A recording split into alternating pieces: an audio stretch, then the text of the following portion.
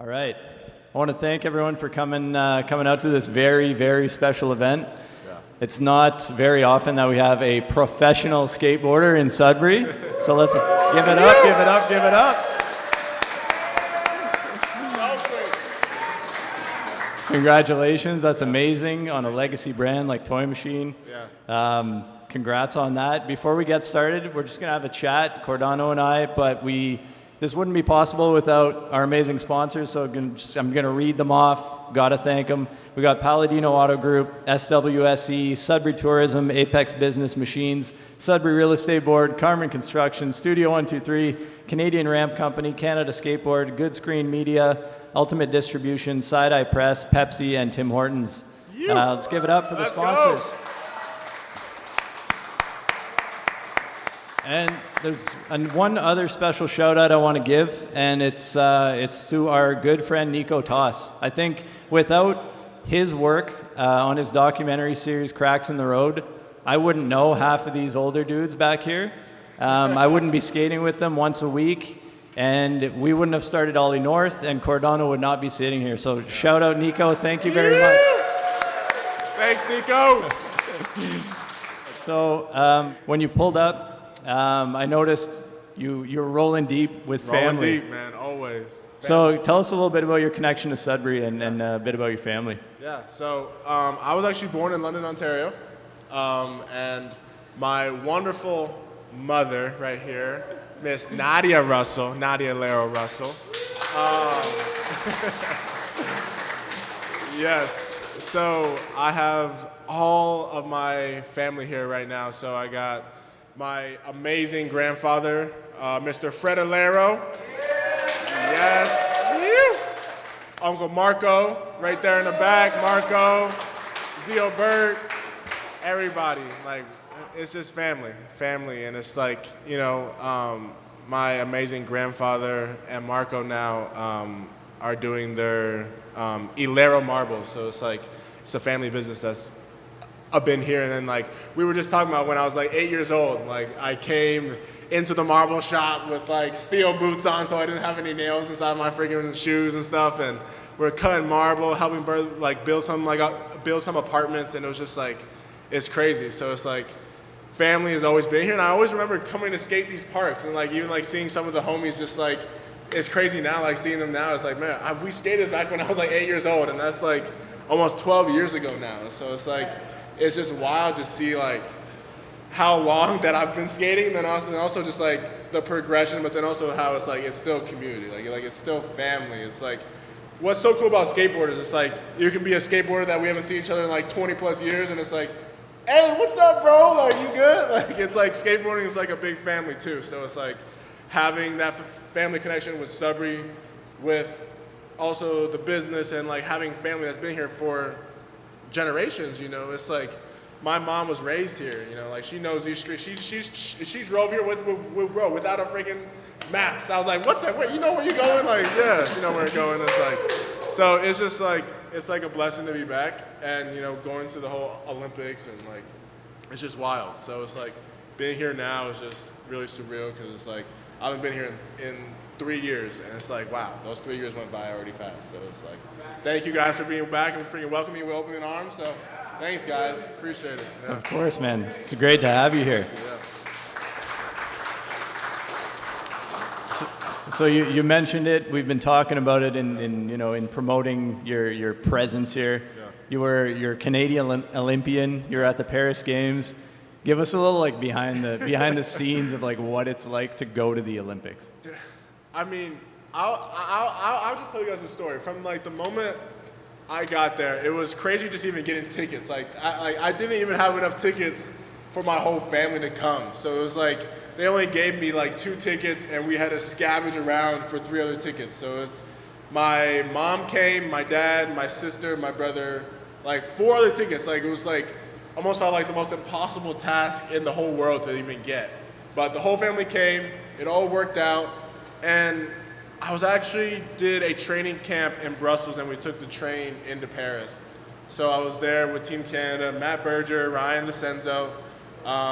It was just wild, and like Faye as well. So the whole Team Canada squad is amazing, and it's like being surrounded by Ryan DeCenzo and Matt Berger, like those are the guys who I watched on TV. Like those are the OGs. Like Ryan DeCenzo's 40, I'm 20. Like he doubled my age. Like he an OG. So it was amazing being like kind of being around him and Sean Hayes, Adam Higgins, and but like once you get into that environment, like you don't even like comprehend. Like I saw like freaking Noah Lyles, like these crazy track stars and like people who were inside the Olympic Village, and it's like there was this big thing going around with like chocolate muffins and stuff like that, but like the whole chocolate muffins, they were fire. They were so good. The best thing I ever had in my life, for sure. But being there, people didn't think I was a skateboarder. Like there's other athletes like, oh yeah, are you like a judo fighter, or like you play basketball, like do you run? I'm like, nah man, I'm a skateboarder. You know, it's like, what? Like skateboarding's even in the Olympics? Like people didn't even know, like other athletes didn't even know. So that was one thing that was different too, with the whole like skateboarding becoming like a sport type of thing. You know, like there's still the major side of it, which is street. Street is also like, you can never forget about street, and it's like the balance of contests, like Olympic and like street skating. But while being there, like actually in the competition, there was like 4 or 5 days of practice. 4 or 5 days of practice, and it was about 96 degrees. Like, so like, I mean, that's in Fahrenheit. In Celsius, probably like 30 degrees.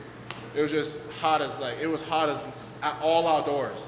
Sweating buckets, shirts off, clothes are getting messed up. Like I'm trying to wear all white to like not be hot inside the sun. And when the actual competition started, I made it to the finals. So like everything went to plan. Like my 2 lines went good, all my best tricks went good, and I was stoked. Like wow, like I have an opportunity to be on the podium for Team Canada. Like in my first Olympics. Like, and it's weird how skate events works. Like it didn't really feel like the whole Olympics aura. It just felt like another skate event. Like if you were to host a small event here at friggin' Donkey Dozy, it's like, it would feel like that, but imagine just 10,000 people watching and then millions on TV. It's just like, oh, Casual. Okay, well, this is kind of something, you know? But it was so special that my family was like sitting like pretty like close by. So it's like, I would like be on the course and they'll all come down. Like we would like, hey fam, like, all right, like we're in the finals, like, hey, just leave it all out there. Like leave it all out there. Trust the process, trust the hard work that you've put in. And my first 2 runs of the finals, I missed my lines. Both of them. Bro, I went to Sean Hayes, like the Canadian coach. I broke down crying because I was like, man, like I wanted to come here and I wanted to like pour out my heart. I wanted people to see me. Like I wanted them to feel my skateboarding. Like how am I supposed to do that when I missed my 2 lines? Like those 2 lines, that's what I was banking on to get on the podium. Like that's what I was like, hey, like I've trained, my endurance is right, everything's right, my mind was right, my boards were right, my clothes was right, I was feeling good. Like I was like, man, this is it. This is the moment that I've been training these hours for, these blood, sweat, and tears for, injuries for, like the mental preparation to be on that stage. And it's like, then my family like kind of, they all looked at me, like from my little brother who's 12, my mom, my sister, my dad, they all just held up 5. And it's like, that 5 to me was like, oh, wow. There's 5 best tricks left. Like, it's not over yet. That was just the first part. And it's like, I wanted to go in there and show up and show out. And I had 5 tricks to do it, you know, and I landed 3 of the hardest tricks of the whole event after that. And it's like, man, like, reflecting back, like I finished 7th place. Like for me, like that's like the number of completion. Like that was me, was like, oh wow, like okay, I see what that was. And like even like one of the things that the Olympics taught me is that like you don't gotta be first for it to be considered a win. Like it's not what like in my mind I thought Olympics was gonna be a successful thing if I left on the podium. Like that's just like what everybody's mind is on, you know, but it's like me landing the 3 of the hardest best tricks. It's like, whoa, like what was my definition of a win? And it's like those 3 best tricks got more recognition than a lot of the different things that happened in like the whole skateboarding final. Like it was like, there were so much things about like, man, like I broke the rules by going up the hubba at that very end, like some crazy stuff, but it's like, that was like, wow, like I got so much love and so much support from Canada and so many different other, like Brazil, like Japan, like all these different, all over the world where people felt my skating. Like that's what I wanted to go there and accomplish. Was for people to feel my heart and why I skate. You know, that's just to inspire and motivate. Like, hey, like skateboarding is not just for one person, it's for everybody. You know, so I left the Olympics like, wow, that was an amazing, like that was more than I could ever have hoped for. I left there being more satisfied by getting 7th place than I would have felt probably even with a medal. So like, thank you, man. Thank you, man. And yeah, it was just like so many things that's like I didn't even remember that like I wasn't like doing stuff on purpose. Like it was just coming out, and I didn't know like that board holding up, but I didn't even know that was going to be anything.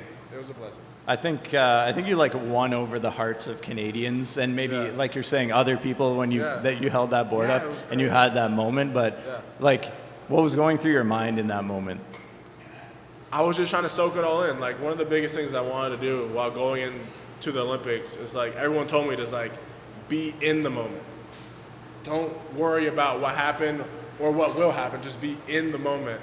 And me holding up this exact board right here, like this was like, oh, I just wanted to be in the moment. I did a 360, felt like a gladiator. It was freaking crazy. But it's like, it was just like, wow, just soak up and be in the moment. And that's what I did. Absolutely. Yeah. Thank you, bro. Appreciate it. So as we mentioned earlier, the greatest honor any skater can have is going pro. Yeah. You just went pro like last week. Yes, That's last perfect Saturday. timing. Crazy. Thank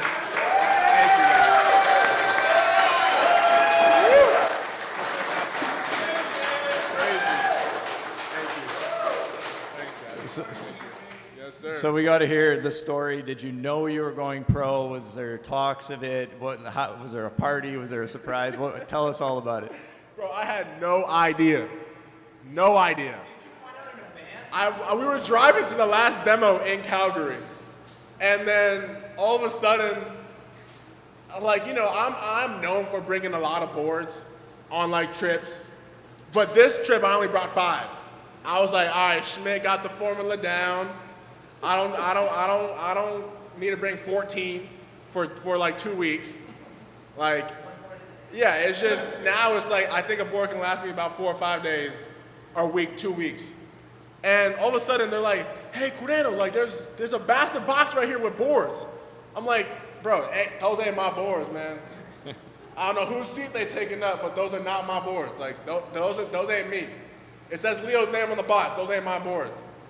And all of a sudden they throw the box of boards, hit me in the back of the head with the boards. I'm like, what the heck? What? Come on, y'all. Like, it's a van of guys, like, and Shiloh and Georgia. It's like 12 people in the van. The van is packed out van. And they tear up the box in front of me. I'm like, yo, can y'all just give me space? Like, yo, like, chill.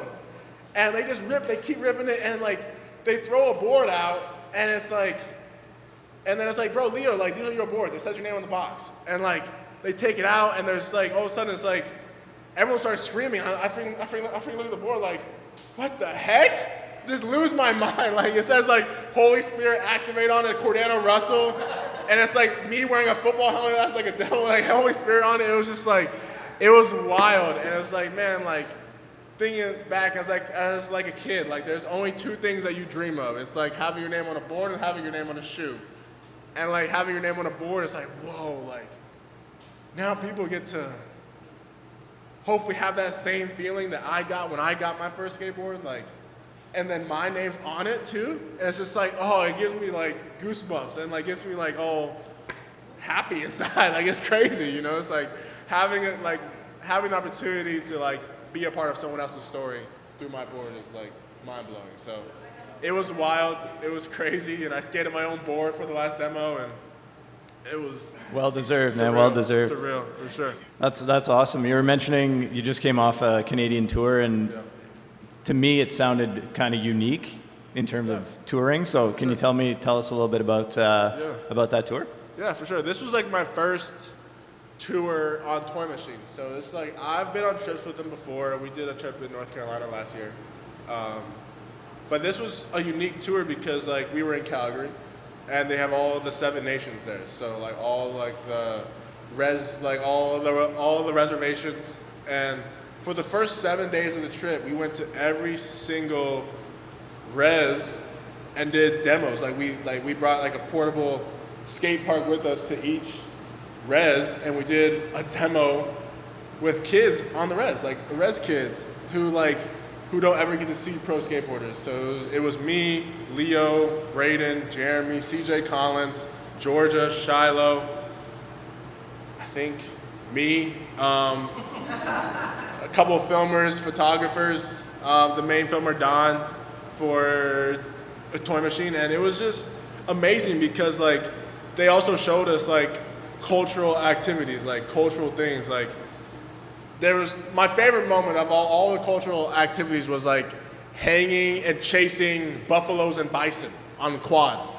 Like we went to a 12-acre farm and we were on quads chasing buffalo and bison around this massive farm.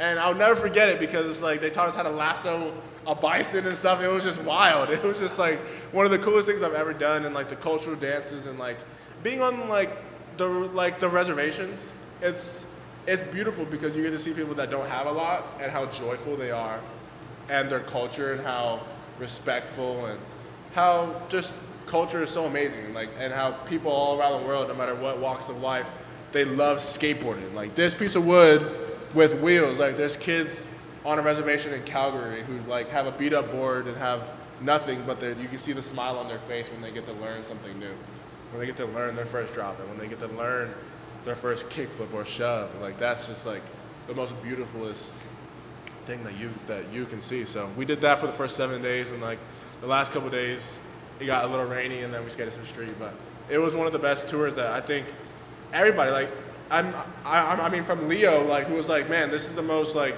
eye-opening tour that he's like ever done because like it's the most different. Like these weren't traditional demos. Like we had like a flat bar and like a kicker. Like we were just back to the basics, baby. Like back to the basics. And like that's pure, like doing flat ground tricks and like amazing kids. Like it was one of the coolest things that I feel like Toy Machine has done in like a really long time.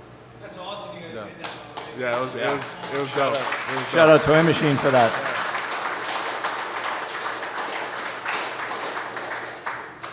Speaking of sponsors, you're on Nike SB. Nike, yes sir. I need to know, and we need like the behind the scenes on that, how that came to be, and are you a sneakerhead, or would you consider yourself a sneakerhead? Okay, let's just start off with the story. The story is pretty crazy because back when I was a kid, I was on Lakai for like 9 years on Flow. So I was getting Lakais. I think most of you should know the brand, but I mean, if you don't, it's totally okay. It's just a skater-owned shoe company that was pretty, well-known for skaters and non-skaters. I was on them for 9 years, and then when I turned 16, I actually lived in that same knee brace that my no-no has on right now because I tore my meniscus, and they found out on the MRI that I had a cracked patella just from overusage and me being an above average size skater. And pretty much they were like, hey, like if you hadn't tore your meniscus, you probably would have blew out your whole knee and you probably would have had a knee replacement surgery at like 16. So it was definitely like a divine encounter that I tore my meniscus and they found that, because I don't know if I'll be here today still skating. Having a knee replacement at 16 is definitely gnarly. And then pretty much that's when COVID hit also. So I was bedridden for 8 months and COVID hit, and I pretty much had a slate clean, like no sponsors. I went from a kid from 8 till 16 that had like 15 different sponsors. Everything was free. Everything came through the door, like underwear, socks, sunglasses, like random stuff, like just random stuff as a kid, and just always blessed. And, this was the first time I was like, oh wow, like, man, like, yeah, I just have a fresh, clean slate. Like, and it honestly brought me back to the root of why I wanted to skateboard. Like why, like I found my first skateboard in a bush. Like it was the pure excitement of me like getting on a board and hitting my head and getting back up. Like, oh wow, like that. Like let's go. I'm crazy. Like let's do this. And pretty much I started to get back on the board again after playing a couple seasons of football. I'm like 17 at the time, and now I'm just like, I'm going to the store, buying shoes, buying boards, buying clothes, and it's like, I really wanted to go back into skateboarding with this concept of like, forget about it, brother. So, figurati fratello. So it's like, that's Italian for forget about it, brother. And it's like, I wanted to go back into skateboarding, just forgetting about trying to please people. Forget about trying to be seen. Forget about trying to do things for attention. I just wanted to go back into it with the mindset of I was a little kid and I just wanted to learn and skate for myself. And that's all I wanted to do, and that's all that I was doing. And I was buying blazers. People probably thought I was on flow with Nike, but I went and bought every pair of shoes that like I thought were cool and that were new. I bought clothes, I bought boards that were so happily breaking a lot easier than normal. I was going through maybe like $1,000 of boards a week. Cause like, I'm now 6'3", 230. I wasn't that big when I stopped skating, when I had that freaking knee surgery. I hit a growth spurt, and I'm like, wow, these boards are snapping like freaking paper. And I'm buying $200 board here a day, $200 board again, $200 board, $200 board. And that concept of figurati fratello turned into like a little clothing brand that I was doing, selling to my friends and stuff, that actually supported my skateboarding and me buying boards. Nice. So it was like, whoa, like, hey, that entrepreneur mindset that my grandfather has, it obviously got passed down to me somehow, so that was a blessing. And pretty much for the first 8 months of me getting back into the board, I was just buying everything, just not caring. I felt the most freest that I felt skateboarding in like a long time. You know, it's like just not doing it for nobody, just skating apart, posting what I thought was cool. And that's when Mike Sinclair hit me about just even working with Schmidt. This is before he even asked me to be on Toy Machine. Like, he was like, hey, I know this guy, he's super sciencey about boards. He's like the Wizard of Oz of skateboarding. You need to talk to him. And started talking with him, and he started making me boards. Like, he's making me custom boards. We were trying freaking Kevlar inside a board. Like, the most craziest things that you can imagine. Like, air pockets like that was fully gone under the truck. It was just air. It was just like, and that's then from making boards with him. Sinclair asked me to be on Toy Machine.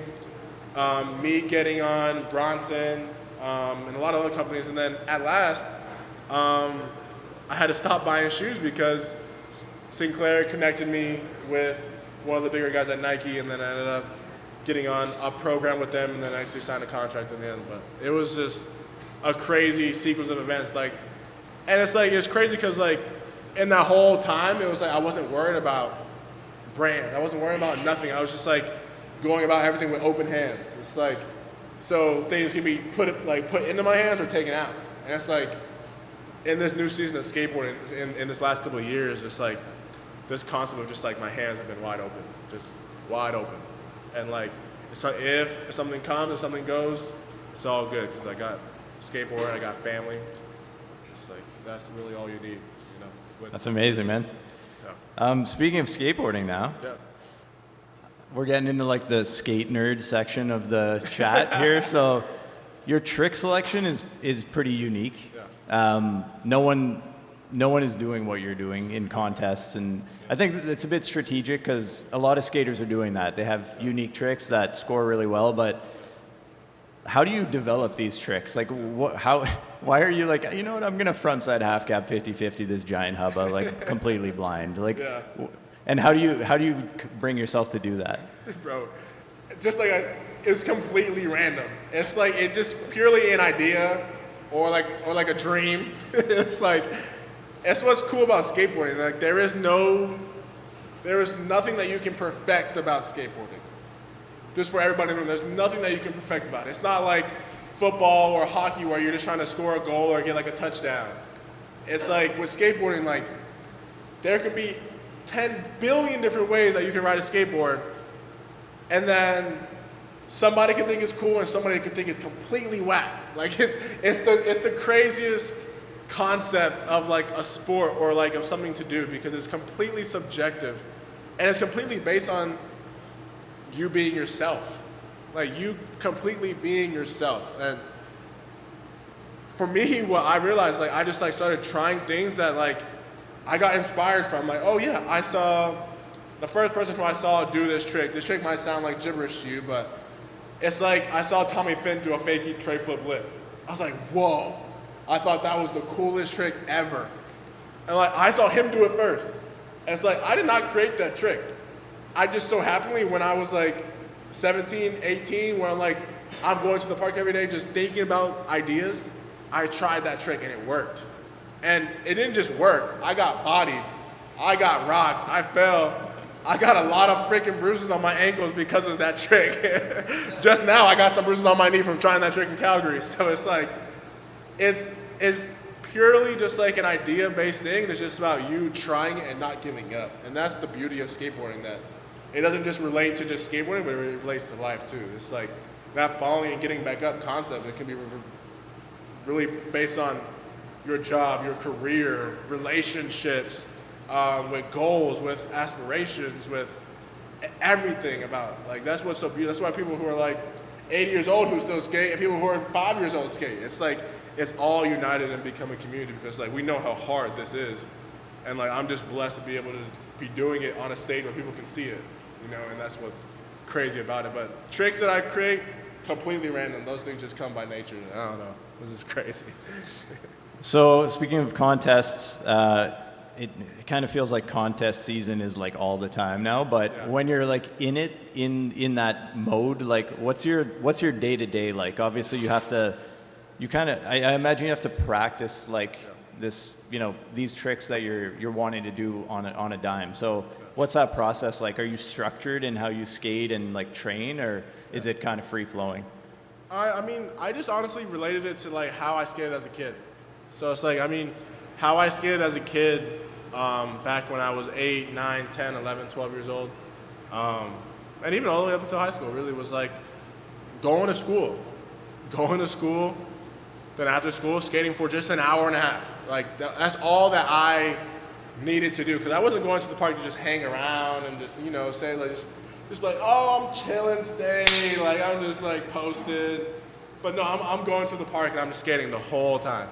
Like the whole hour and 30 minutes, my dad was there too, learning with me. Like we didn't know a lot about, like my family is not a skate family. We're not like a generational, like dad had a board, mom had a board, freaking Nono had a board, Nona had a board. No, like we had no, like from both sides of the generation, from my mom's side and my dad's side, there was no introduction about skateboarding. It was just completely just foreign. So like every day when we went to the park, when I was 8, I was just like, yeah, just go to school. School came naturally easy to me. I'm very blessed in that way. Like I love to learn. Probably that attraction to skateboarding, because you're constantly learning. That's what's amazing about it. Like it stimulates your mind in a way like no other, because it's like you kind of got to be crazy to like try a trick and fall and then get back up and then fall again and then fall again and then again and again. Like it's kind of a crazy little switch in all of our brains. But pretty much I only went to skate for an hour and a half, just every day. It was just consistency, you know, and that's after I did football in high school. That's what it taught me, like practicing something, knowing that you have a game on Friday. It's like you don't gotta know it on Monday, you don't gotta know it on Tuesday, you don't gotta know it on Wednesday, you don't gotta know it on Thursday. But by Friday, if you understand it more than you did on Monday, then you're good. Like it's like that type of work ethic and that type of consistency. It's not how long you do it. Yeah, some people might skate and get the most out of it for 6 hours. That's just not me. I'm just an hour and a half, 2 hours, maybe like honestly, maybe twice a day. It's different for everybody, but for me, that's what works. Smaller time, more focused during that time. Nice. We did have a question from Zach Mullen, actually, about just like a stretching or like a strength routine, like, and what that looks like today, now that you're kind of in it and competing often and that sort of thing. Sure. Man, as much as I skate, I have to recover. That's just my body type, because like being 6'3", 230 pounds, it's so hard to maintain good physical condition when I skate, because it's like, man, this muscle gets beat up. It gets beat up bad. Like I get sore And yeah, I'm only 20 years old, so maybe my soreness doesn't translate as enough when, you know, some OGs be like, hey man, like, I'm feeling bad today. I'm like, frig, I kind of feel bad too, but probably not as bad as you, so my bad. So, I mean, mainly it's a lot of stretching. I'm a lot more on like the lower body, so I got to do a lot with like my hamstrings, quads, doing like active stretching and stuff like that. And I found like kettlebell workouts, like a kettlebell workouts for me are like the best to like not like get super like muscle, but just like lean and just to feel agile and to feel mobile, to do like mobile movements, like strong and like powerful. Did you go research all this stuff on your own, or did you have like coaches and stuff? Hey, it's my pops. He loves fitness, so he always educates me on that for sure. Yeah, I definitely don't know it all. That's why you gotta have a team for sure. And that team can consist of family, friends, like people who know you and like want the best for you. That's like my definition of like of like a team. For me, family is my team. No, right? Like all Marco, Sarah, like all cousins, Zio, everybody, like that's family. Like that's my team. Like for me, like that's like what motivates me. That's people who like look out for me. Like it's just like all about. For me, that support is from family for me, from all sides. That's amazing, and it shows because they're all here supporting you today. So it's awesome. Amen. I'm glad. We got another question from Megan Carboni. Correct. What or who was your biggest influence? Inside or outside of skating? Both. Both. Outside of skating. Outside of skating. Outside of skating. Biggest influence. I feel like my dad was really huge in my influence of skating because, you know, he didn't grow up the best, you know, so he grew up not having a father, and his simple commitment to me was to be with me every day and to support me with whatever I decided to pursue. And him being there for me always was like, man, like that's something that I could never have put a price on or put a time on like that. Like skateboarding didn't like try to like, skateboarding in all ways tried to like destroy family and like in the aspect. Like skateboarding was like, hey, like we're going to the park consistently. And yeah, there would always be something that would like, like dad's coming home like in that coach mindset still, and it's like it can stem to the family, mom, like siblings and everything. So it's like after a while we like, hey, like we need to step back. We need to like, hey, like just you be the dad, and then also I had to learn how to skate for myself. So that was around the same time that I got hurt, and I relearned how to skate. You know, not having him there all the time, but him just being the dad and me just being the skater. You know, and that was like almost like all that hardship in the beginning. You know, it's like how you make a diamond, just like constantly the beating and the pressure and like how painful it is trying to get to where you always wish you want to be. You know, like all that hard work, now it's like, man, the diamond's shining through because it's like, wow, it's like family's good, you know, skating's good, and it's like there's always new challenges, but like getting through the initial part of like, man, just keep like to stay on the board was just like the battle, like to me to stay skateboarding, because like I was good at a lot of different sports, you know, so it's like, but for me skateboarding was the one that always stuck. So I feel like my dad's for sure the biggest inspiration of just like commitment and like. And who inspires you inside of skateboarding? Like if you're trying to get stoked, like who you looking up to, who you thinking about? Bro, I grew up on Nigel Houston. I was in that Nigel Houston era where he was in street league just whooping butt, and then Rise and Shine, the freaking video parts. It was just wild. And like now, and like Paul Rodriguez, I Should Wear, like those guys are like guys who I watched on TV. Matt Bergers, Ryan Asenzo's, like my fellow Canadian bros, and it's like I watch all those guys on TVs, and like now I have their numbers, and they're like sending me to like hey, like just encouragement and like support of like guys who I like looked up to, and it's like, wow, it's like, all right, that's amazing. Now I want to be that to like someone else, like you, or like, you know, other kids out there who want to become professional skateboarders, but not just professional skateboarders, just professional athletes, like good young men and women, you know? So it's like, I've always had a love for like mentoring kids, like mentoring kids, and like just supporting. Like it's just like I love doing that. Like I love volunteering, and I feel like that's like a thing that my dad put into me because like he always served with me. Like he always like he gave his time, and I feel like time for me is the most valuable thing. So it's like, and like being with those pros, and like they showed me a little bit of time when I was a kid. I was 8. I was like, oh, what's up, Nigel? Like, oh, crazy. It's like, hey, like I'm going to beat you one day. Like I like told him crazy straight up, just crazy. Like I was a bold little kid. Like I'm gonna beat you in a contest. Like, and yeah, I eventually did, and it's crazy now, and it's like, and we're bros, and it's just wild for sure. Yeah. That's amazing. Skateboarding today is so interesting because there's so many niches and so many brands that kind of appeal to a different type of person. But I feel like the industry, to me anyway, is still like focused. And you have Thrasher and you have these main channels that are putting things out, and you have brands like Toy Machine that are kind of like carrying the torch of at least my generation. And I feel like you've broken through into that main industry. So you have pros that are going pro for smaller brands, maybe that people haven't heard of before, but I feel like people know your name. And I'm wondering if you felt when that shift happened. Like, was there a moment where you're like, oh, like people are like, when I pull up to the skate park, people like know me that I've never met before. Did you feel that, or has it just been like a natural progression? I feel like definitely after the Olympics, for sure. I feel like the Olympics has opened up a lot of people's eyes to like skateboarding. So it's like, for me, it's like, it was wild, like after the Olympics, like a local ramen shop that I went to consistently, like had like a watch party for me and stuff like that. Just like some crazy random stuff. I was like, what the heck? Thank you. Like so sweet. Like not something that I would ask nobody. Like I was just like, just skating for me and being in the Olympics, and like now a ramen shop has my board inside their window. It's just like some crazy stuff for sure. But like, yeah, it was just wild seeing that shift, but it's like also like the shift of like, man, skateboarding could be like, a doctor could see skateboarding and he has a son or like a daughter. It's like, oh yeah, like skateboarding's in the Olympics now.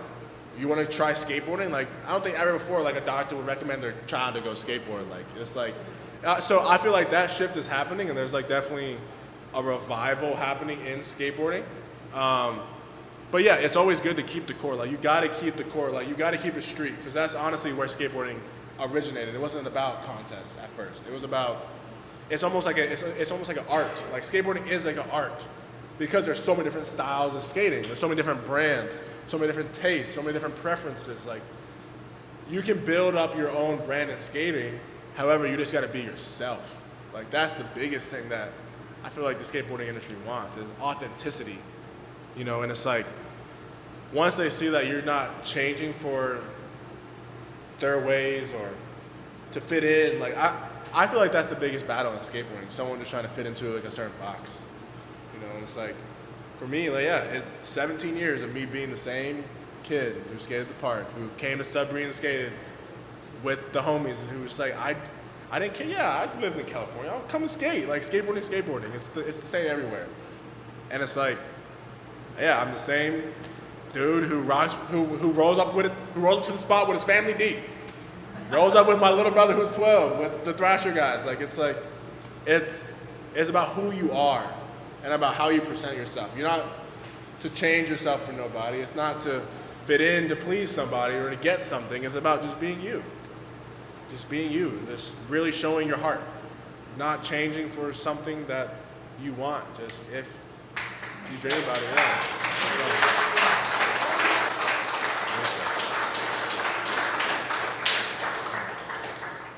It's interesting that you mentioned the Olympics, and it's like, now that you mentioned it, obviously that would have been the moment, but for me it was like one of the big moments I felt like you were on was the SLS Resurrection, the Wilshire 15.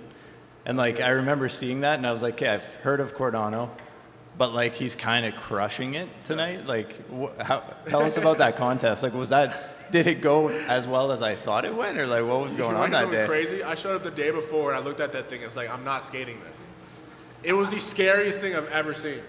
Like you approach the rail and it's like all you see is this metal stub and just a cliff. you see the tree in front of you. You don't see nothing else. The rail's like this, Steve. I'm like, bro, there's no way I'm gonna do anything on that thing.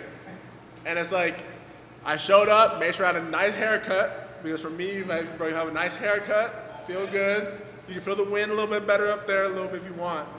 I was wearing all red. And yeah, I showed up that night with my mom and my little brother. And I was just like, man, I am so scared right now.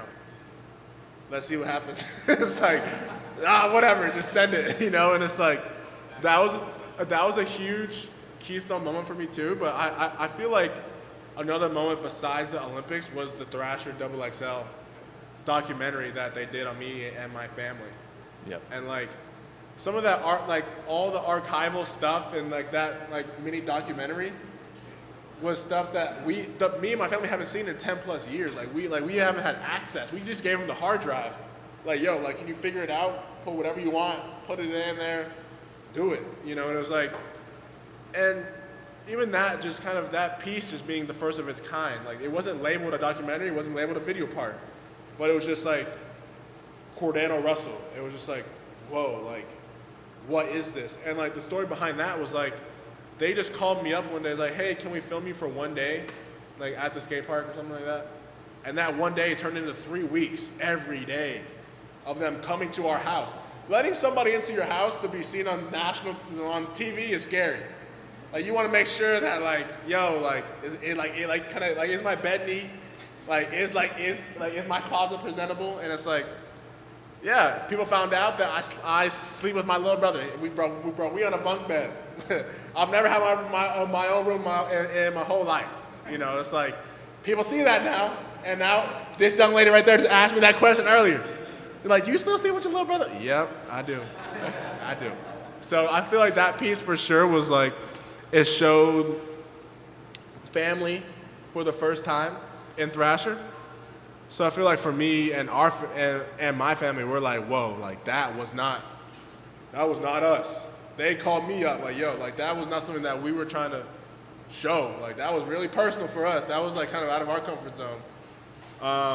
And it blew up. And now people all over the world tell me about how that piece opened up their mind and like how it's inspired them. And it's just crazy to see how one thing could change a lot of people's minds and perspectives about skateboarding, you know. So that was a mind-blowing piece for sure. That was unexpected, purely unexpected.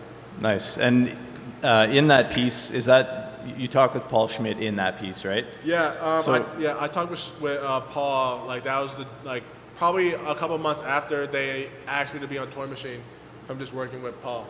Can you tell us a little bit about working with Paul Schmidt? Or like while we were chatting earlier, you mentioned that you chat with him like twice a week still. Dude. And he gave you a little tip for your trucks too. Exactly, so, yeah. Yeah, tell us a little bit about that Paul is relationship. just like a skate wizard, just like I was saying earlier. And it's like, he actually recorded every single board that he's made for me. He's made for me 600 plus boards in the past year.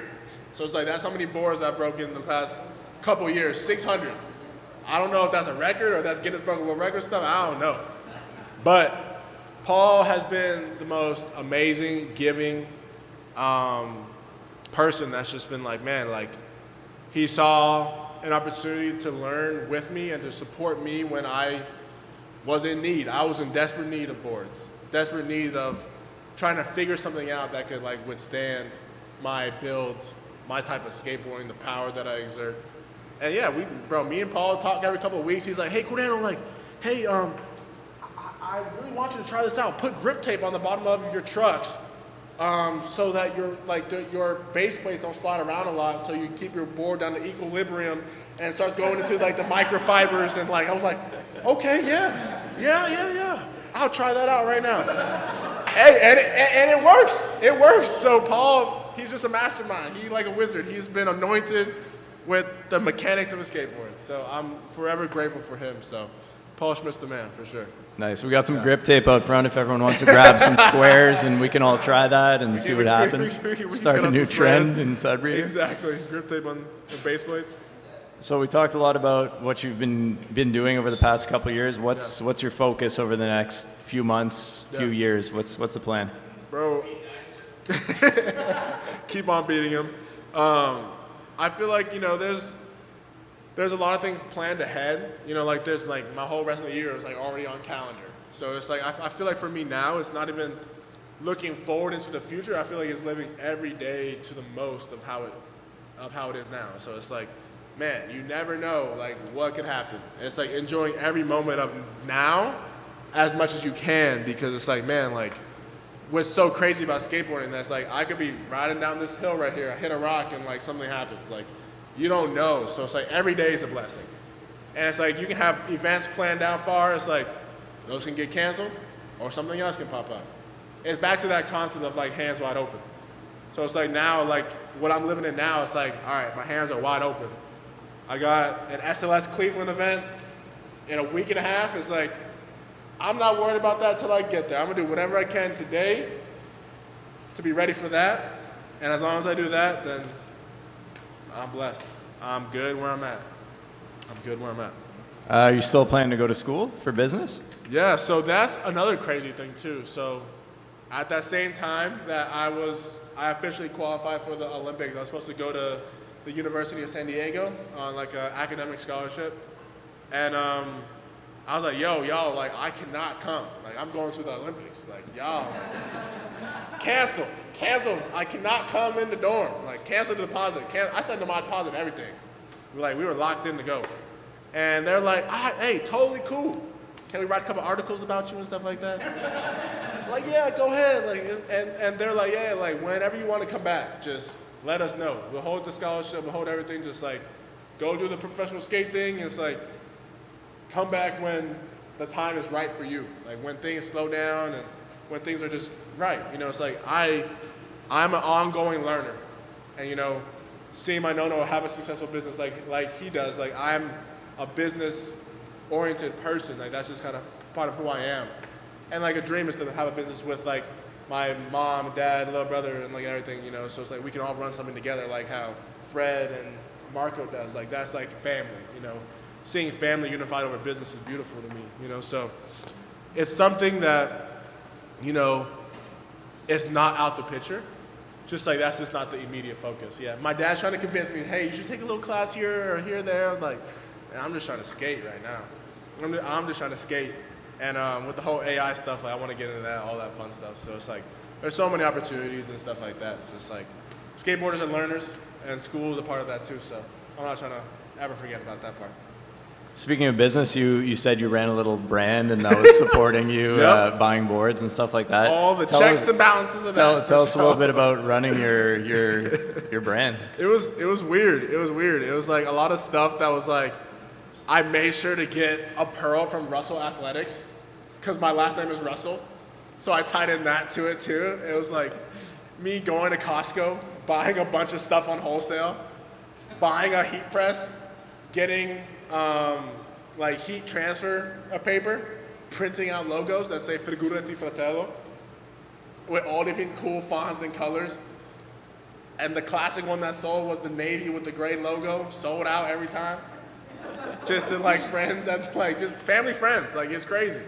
And like that was fun, but it's like I've always had this business sense to me. Like I was like 7 years old or so, 8 years old, and I was like, hey, mom and dad, like, can I buy this RC car for like $500? They're like, not from us. I'm like, bet. So I collected bottles and cans. I made little mini contracts with businesses to collect their bottles and cans every week. And like a couple months later, I bought myself a $500 RC car.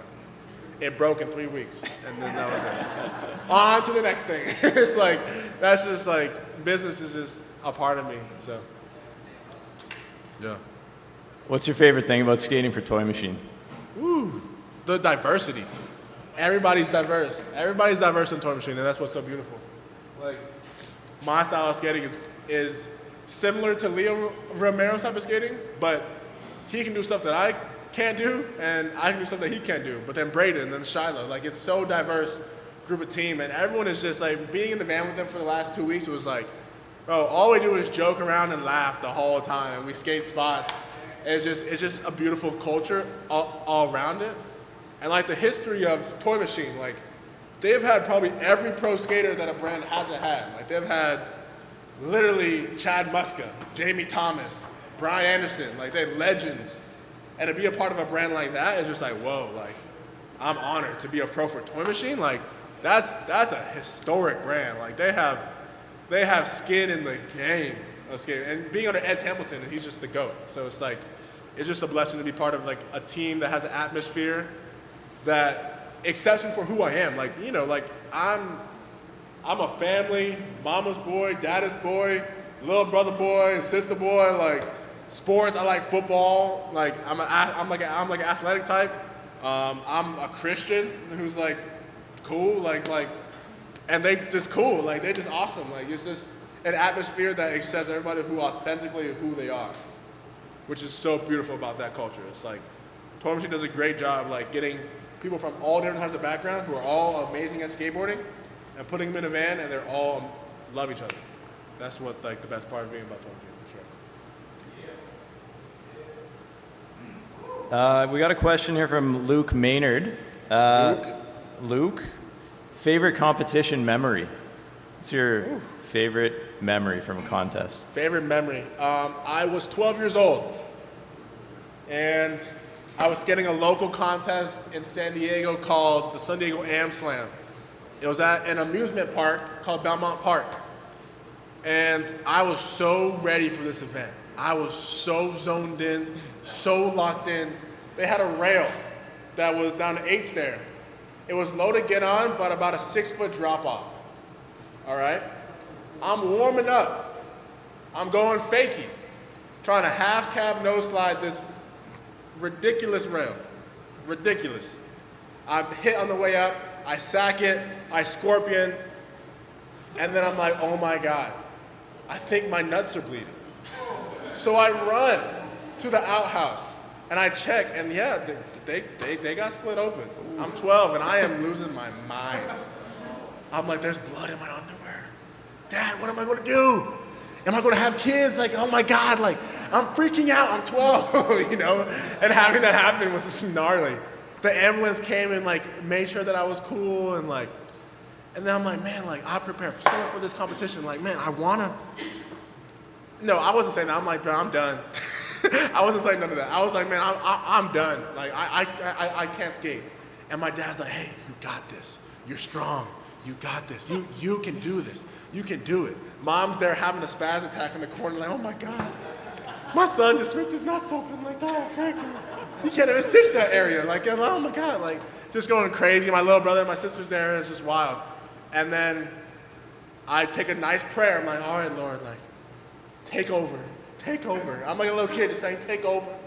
Just surrender. And then I warm back up. I'm like, okay, I'm stiff.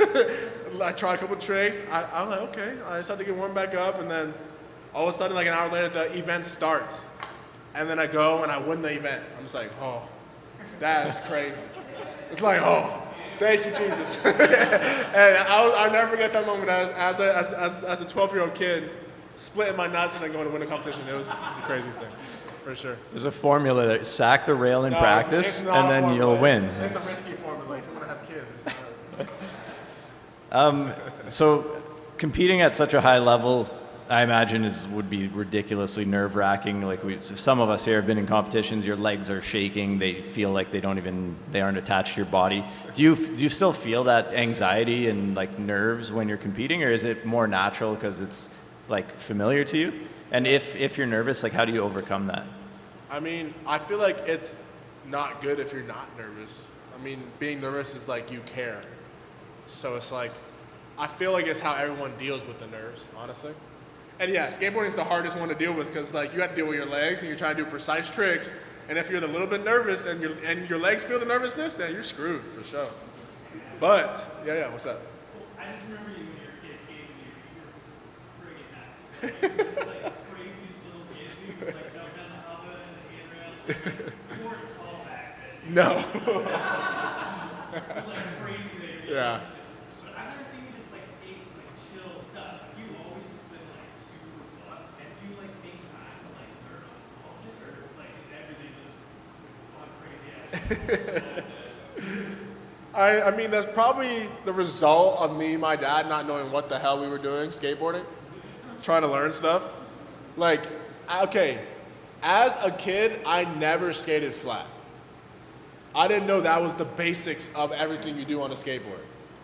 So like I learned my first kickflip really was like a kickflip front board. That was me learning kickflips at the same time as learning front boards, but then also everything together. So it's like, yeah, it just learned everything the harder way.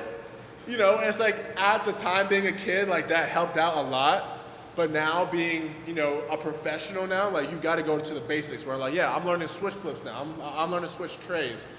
And for people who go pro, like that's like automatic. Like you got nollie flips, you got nollie heels, you got switch flips, you got switch trays. Like that's just a part of it because people learn the proper way, I would say, which is like on flat. You know, so it's like, I guess that's just the result of not knowing the, like, you know, the fundamental way of skating.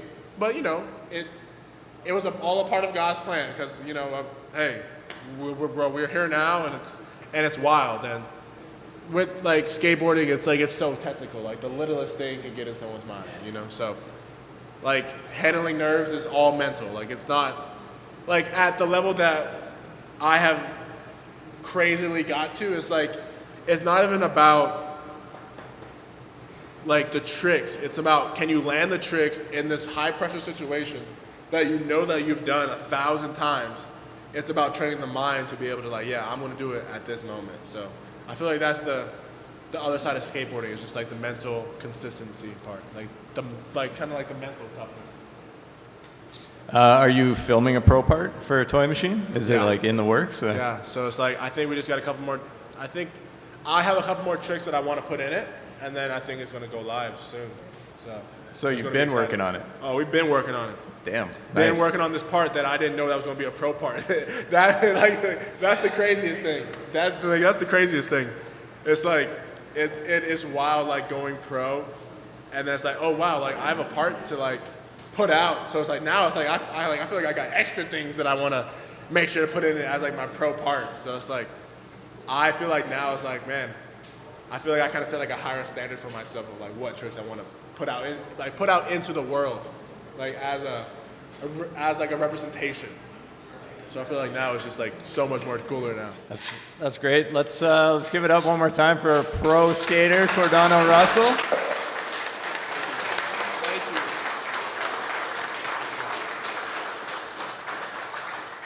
So we're actually going to do a little raffle. Cordano's going to sign a toy machine board, and then we're going to raffle it off. So he's going to sign it up here. While we get that going, I'm just going to rifle off the sponsors again. Got to thank them. Literally, these companies have just given us straight up money to make this happen. So without them, literally, we wouldn't.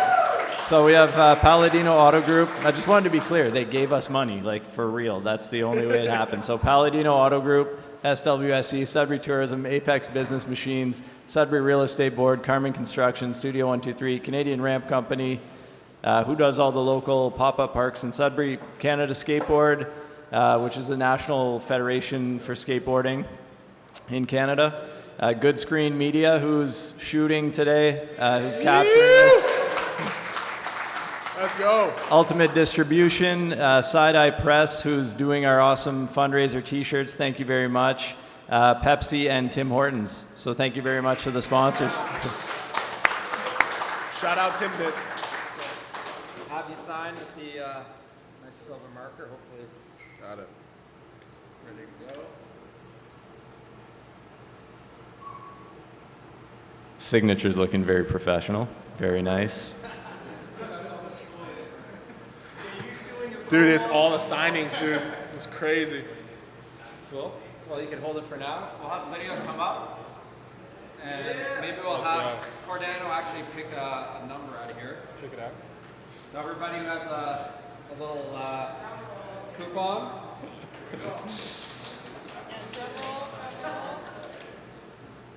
Got it. I read the number. Yep. 800 8011. Oh, Megan Carboni! Woo! Congratulations. The board is yours. We can also raffle off for some wheels as well. Okay, let's. Quick photo. Photo up. Let's get a photo up. Oh, thank you so much. I appreciate it. What's your name? Let's get a little.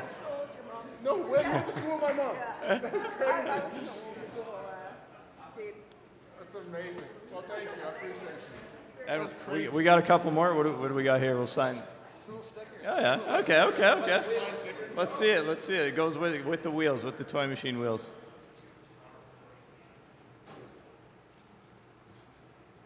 All right. 800 8017.